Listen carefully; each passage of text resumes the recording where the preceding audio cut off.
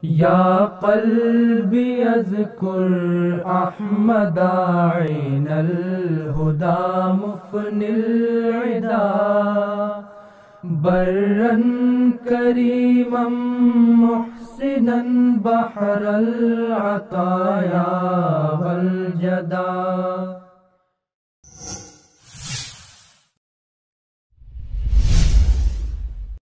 Assalamualaikum warahmatullahi wabarakatuh, Pak Amir. Waalaikumsalam warahmatullahi. Jazakumullah asal jaza atas kesempatannya dan waktunya. Pada hari ini dapat kembali melakukan diskusi dengan Pak Amir. Terkait tema yang akan kita bahas adalah tema kebangsaan, Pak Amir. Dan insya Allah kita dalam waktu dekat akan menyambut hari ulang tahun Republik Indonesia yang ke-77. Nah, bagi Bapak Amir, apa makna dari kalimat Indonesia Merdeka? Ya, alhamdulillah kita ucapkan syukur alhamdulillah kepada Allah Subhanahu wa taala. Ya. Kita ini akan menyambut kemerdekaan Republik Indonesia ke-77. Iya, betul. Sebetulnya sih sudah cukup tua ya. Kalau manusia ini umur sudah 77 ini ya. Iya. Ini sudah melebihi usia rata-rata ya Indonesia itu. Yang 65 atau berapa lah sekitar itu. Banyak bonusnya, Pak Amir ya. Sudah banyak bonusnya.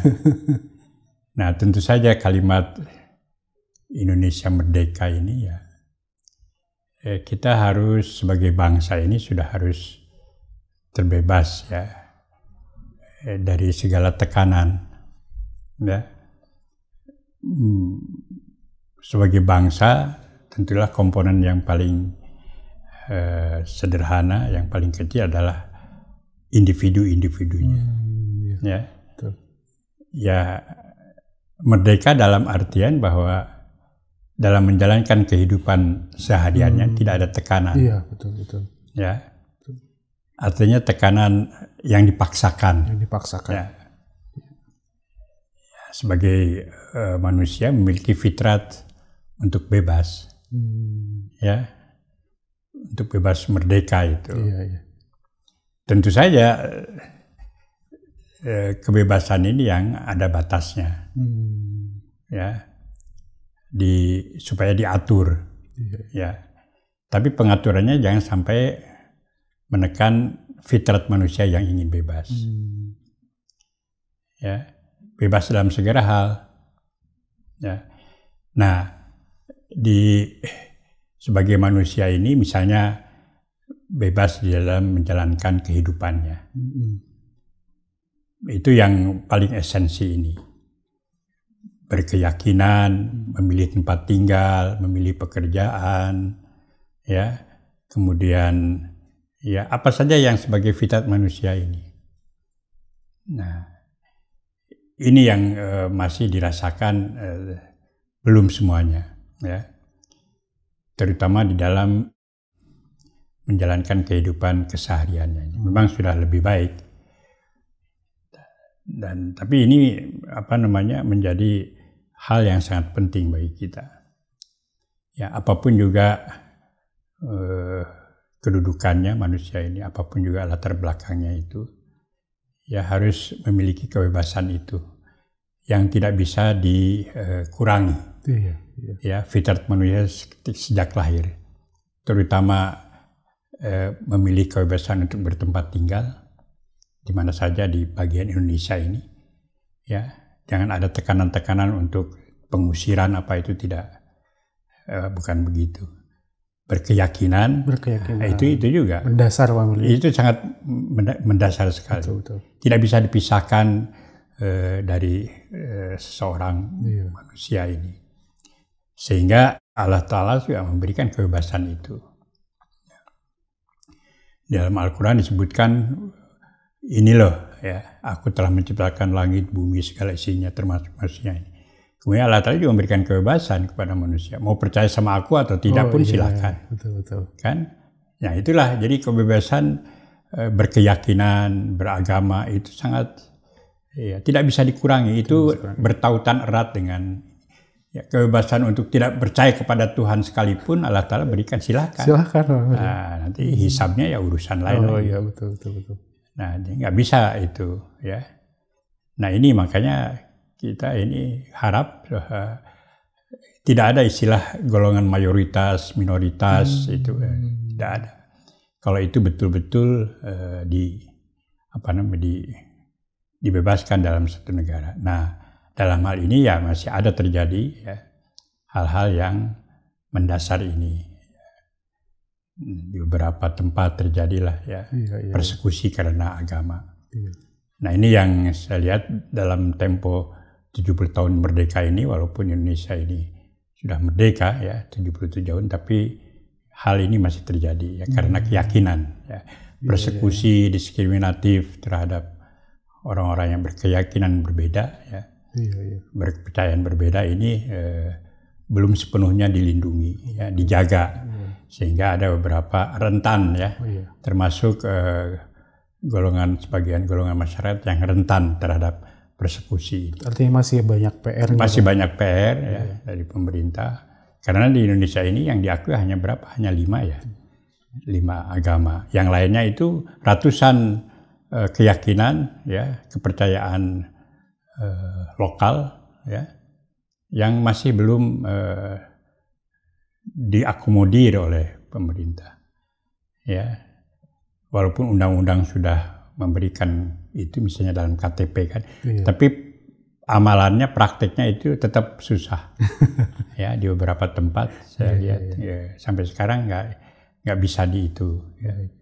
Nah, ini ya mudah-mudahan ke depannya ya masyarakat baik pemerintah maupun ya rakyatnya lebih dewasa, lebih lebih dewasa aja. Kalau 70 tahun itu 77 tahun itu udah tua. Tapi ya perilakunya itu ada juga yang kanak-kanakan. Nah, ini. Baik. Pak Amir, salah satu bapak pendiri bangsa adalah Bung Karno. Beliau dalam salah satu karya tulisnya mengingatkan kita agar selalu menguatkan jiwa bangsa. Iya. Nah, dalam konteks kekinian Pak Amir, kiranya apa jiwa bangsa yang harus dikuatkan itu? Bung Karno itu melihat kan sejarah bangsa Indonesia yang terjajah ya lebih kurang 350 tahun. Ya. Dan itu jiwanya itu ya sangat tertekan. Jadi jiwa perbudakannya itu, jiwa budaknya itu sangat melekat sekali. Ini berapa generasi ya 350 tahun itu. Nah, ini yang ingin dibangkitkan oleh Bung Karno supaya jiwa budak ini hilang. Artinya makanya di zaman beliau itu yang paling beliau itu kan karakter building ya. Jadi bangsa yang berkarakter yang ingin dibangkitkan oleh Soekarno, bahwa ini jiwa yang besar, sama rata apa semua itu. Jadi betul ya, kemerdekaan itu pada waktu itu yang penting bebas dulu dari penjajahan. Itu sudah berhasil. Ya. Nah, kemudian bagaimana membangun itu? Ya, karakter bangsa yang tadinya terjajah menjadi, ya kita tahulah ya bagaimana efeknya, sampai sekarang masih ada. Jiwa begitu ya, di kepemimpinan jiwa feodal ya, itu masih itu belum hilang itu. Ya, jadi, nah ini tercermin dari perilaku pejabat, maaf saja kan. Ya. Kemudian perilaku juga rakyat. Ya. Coba lihatlah ya, keseharian kita itu masih melekat jadi jiwa-jiwa atau karakter feodal itu. Ya, ketika yang di atas itu ya main perintah saja, ya ingin dilayani, ingin ya semua itu masih ada. Ya. Dan begitu juga rakyatnya. Jadi ini yang yang ingin dihilangkan oleh Bung Karno. Ya, makanya jiwa jiwa bangsa.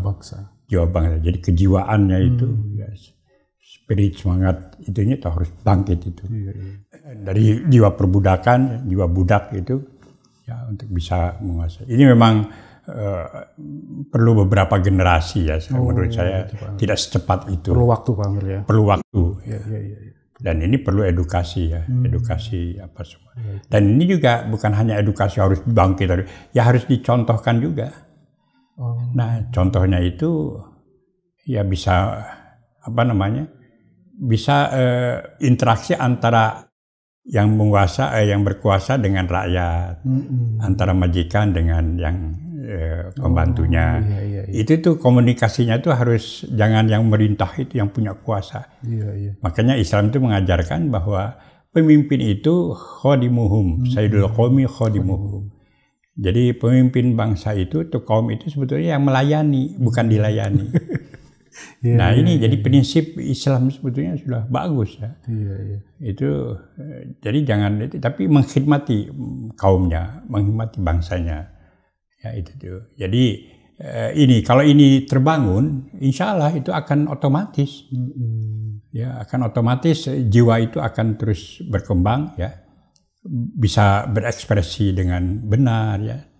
Bisa meluahkan itu tidak tertekan, tidak ada tekanan. Ya, betul. Tadi Pak Amir sempat menyebutkan bahwa di masa awal kemerdekaan itu hanya terbebas dari penjajah saja. Itu saja. Itu ya. Kemudian setelah itu rupanya bangsa kita menghadapi pergelutan, permasalahan. Salah satunya Pak Amir dalam menentukan bentuk pemerintahan. Iya. Nah, dan rupanya suara-suara itu masih saja ada hingga hari ini, harus berbentuk pemerintahan Islam lah dan lain-lain. Menurut Bapak Amir terkait bentuk pemerintahan itu seperti apa yang sesuai ajaran Islam, Pak Amir? Enggak, Islam itu mengajarkan bagaimana bernegara, ya melaksanakan tugas negara itu diajarkan.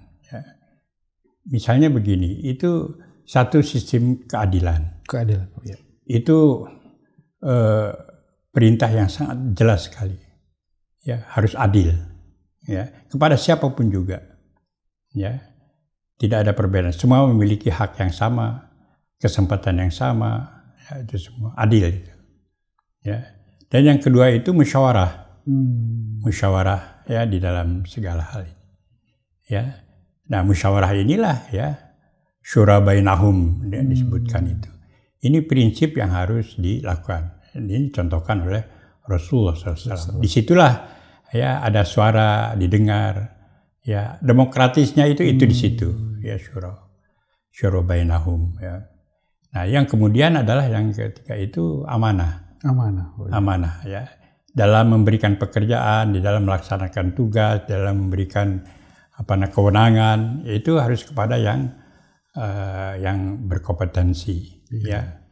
Dikatakan dalam Islam itu untuk memberikan amanah ini kepada yang ahlinya. Ya. Nah ini jadi tidak ada itu kroni, tidak ada nepotisme apa semua. Iya. Yang penting walaupun itu masih ada kekeluargaan silakan selama itu didasari atas kemampuannya, kemampuannya, keahliannya, kejujurannya, komitmen terhadap itu. Nah ini saja semua itu, dan ini tanggung jawab pemerintah ya untuk mensejahterakan pangannya, mensejahterakan sandangnya, mensejahterakan rumahnya ya, papan, sandang, sama ada tiga itu. Sandang, pangan. Nah ini tugasnya itu, dan itu harus ada. Jadi sebetulnya sudah jelas ya dalam Islam itu sistem mengelola negara itu satu adil, amanah, ya, dan ada kesetaraan itu, ada musyawarah. Ya. Nah inilah pilihan yang terbaik, ya, yang terbaik ya. Dan dalam Islam sebetulnya tidak menentukan ya, tidak ditentukan harus sistem apa, tapi yang dicontohkan itu yang memang itu, ya. Karena begini, sistem raja-raja pun dibenarkan juga, ya selama yang tiga itu jelas, ya seperti Raja Sulaiman, betul. Raja Daud, ya. Artinya yang paling penting nilainya Pak Amir. Nilai ya itu nilainya, ya. Baik. Esensinya itu. Esensinya itu mereka adil kan. Iya. Nah Pak Amir, negara selalu menjadi harapan bagi masyarakatnya. Lalu bagaimana Pak Amir jika kemudian kita melihat kesejahteraan yang didambakan, yang diharapkan belum terwujud maksimal dan masih menjadi PR. Lantas bagaimana sebetulnya sikap masyarakat terhadap fakta tersebut, Pak Amir? Enggak, kita begini, kita bisa saja memberikan kan contoh dari Rasulullah SAW. Ya Rasulullah, bagaimana kalau pemerintahannya itu atau raja atau pemimpin negara itu tidak benar, ya kita harus mendoakan. Harus mendoakan dan memberikan itu supaya Allah Ta'ala nanti yang memberikan solusinya. Ya. Apakah dia akan digugurkan atau apa? Tidak ada kita berontak. Itu satu. Baik. Bagi itu tidak dibenarkan dalam Islam. Caranya bagaimana? Memberikan nasihat. Ya, protes itu tidak perlu merusak. Ya. Iya. Seperti sekarang dizahirkan ya. Iya. Demo ya. Betul. Demo aman sih masih dibenarkan. Tapi demo terus merusak, begitu, yang jadi korban juga rakyat. Betul, ya itu tidak dibenarkan. Boleh protes, boleh itu. Kritik itulah melalui demokrasi. Ya, itu satu. Ya, sampaikan ya keberatan itu melalui jalur yang benar. Boleh langsung ya menyurati atau apa itu semua. Atau ya banyaklah cara kita menyampaikan aspirasi kita ini. Tapi tidak boleh kemudian merusak. Nah ini dibenarkan dalam Islam, silakan sampaikan. Nah itulah musyawarah itu. Ya di dalam musyawarah itu. Nah tentu saja di sini perlu ya kita ini sudah betul jalannya itu. Jadi kalau sistemnya sudah betul, ya sudah benarlah. Ada syura. Yang penting kan pemangku-pemangku itu harus, makanya di awal itu harus jujur, harus betul, jujur, betul. Amanat, ya itu kan termasuk kejujuran. Jadi kalau sampaikan, jangan untuk kepentingan sebagian partai, ya, ini ditekannya tidak begitu. Membuat peraturan apapun juga memang harus betul-betul pro rakyat itu, betul. Bukan pro partai, ya, bukan pro untuk pejabat itu, dalam menentukan kebijakan, dalam menentukan aturan, ya. Bukan hanya untuk melakukan peraturan itu untuk segolongan, misalnya sekarang ini yang terjadi ya, misalnya karena untuk kepentingan pengusaha, pengusaha yang ada kaitannya dengan kekuasaan, dengan partai, kan. Nah itu sudah tidak benar. Ya kalau itu yang dijalankan ya akan kacau, kacau. Tapi kalau mengambil keputusan atau membuat undang-undang yang didasari atas kepentingan rakyat, ya, bukan kepentingan golongan, bukan kepentingan partai, bukan untuk kepentingan sebagian pengusaha, ya itu insya Allah, ya pasti hasilnya akan lebih baik. Kan begitu. Baik. Nah, jika kita ingin, Pak Amir, tadi kan Pak Amir sampaikan, kita berikanlah peringatan, nasihat kepada pemangku jembatan. Jika kemudian kita ingin membantu pemerintah, bisa dalam bentuk apa, Pak Amir? Ya, bisa salah satunya dengan bentuk edukasi misalnya. Oh, baik. Ya, edukasi. Baik. Nah, itu bisa diterapkan ya. Paling tidak kepada ya masing-masing institusi. Ya, jadi pengertian apa semua. Ya, ini memang lama karena menjadi bagian dari pembentukan karakter bangsa itu. Oh baik, Pak. Ya, baik. Jadi edukasi itu sangat penting sekali. Nah, lembaga-lembaga edukasi ini ya juga harus jujur. Nah, ini dia. Ya, mulai dari kepala sekolah, muridnya, ya. Ini juga harus bagaimana kita mau mendidik ya anak murid menjadi orang jujur ketika kepala sekolahnya atau guru-gurunya pun tidak jujur. Ya. Di dalam membelanjakan atau dalam menyampaikan misalnya amanat dana-dana sekolah apa semua kan. Betul. Direkayasa untuk macam-macam lah ya, karena itu sudah nggak benar itu. Dan biasanya yang begitu itu yang benda busuk itu selalu saya tercium itu. Ya kan? Nah, ini dari sebetulnya pendidikan karakter bangsa itu harus mulai dari keluarga, di sekolah, ya. Ini banyak peran yang harus dilaksanakan oleh beberapa pihak, orang tua, ya. Ini dari orang tua, kemudian sekolah, ya. Ada peran pemerintah, termasuk sekolah ya, itu bagian dari ada peran orang tua ya. Pendidikan itu yang awal kan pendidikan dasar itu mulai dari kecil kan orang tua. Iya, betul. Harus jujur, harus memberikan kepercayaan, harus ini. Ya.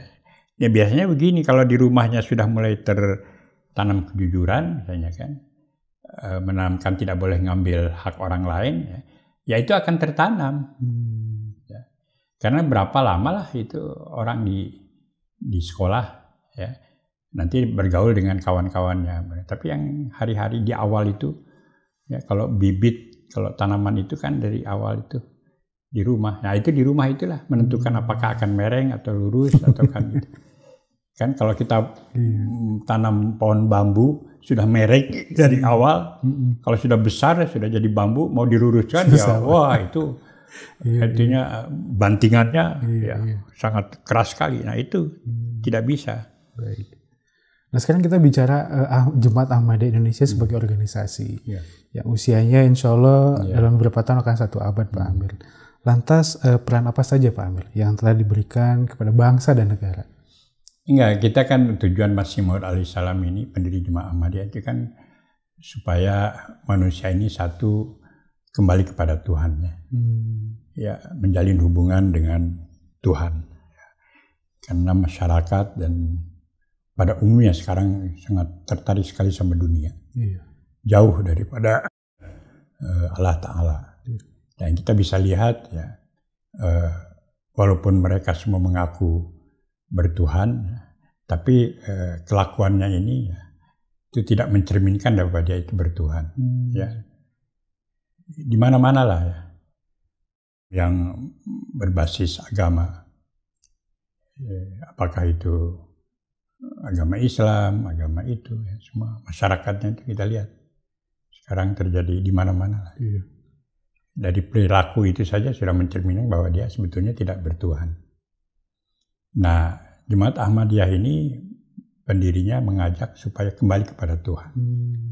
Itu satu. Yang kedua ini adalah bagaimana kita memenuhi hak-hak terhadap sesama manusia, menjalin hubungan yang baik dengan manusia.